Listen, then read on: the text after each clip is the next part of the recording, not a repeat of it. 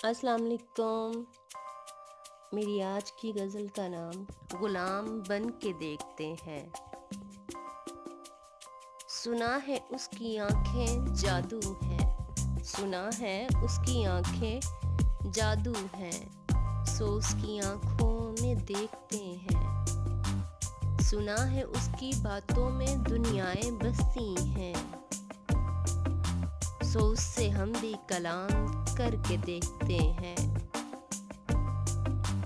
सुना है वो निकाल लाता है महशर से भी, सो हम भी उसके गुलाम बन के देखते हैं। सुना है उसके नैनो नक्श ऐसे जमील है कि फूल भी उसे नजरें झुका के देखते हैं।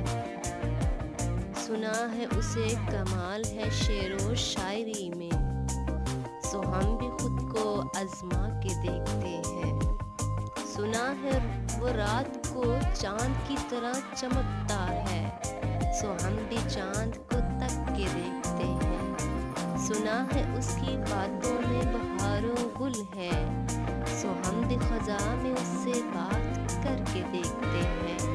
सुना है उसकी एक निगाह से लुटता है दिल, सो हम भी उसके हाथों को देखते हैं।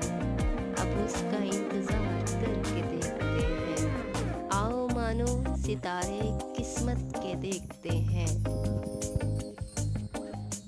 काफ़ी लोग जानते होंगे कि मुझे चाय बहुत पसंद है और मैं अपनी 2 रेसिपीज चाय की दे चुकी हूँ आपको। पोएट्री के साथ चाय एकदम मस्त बनती है।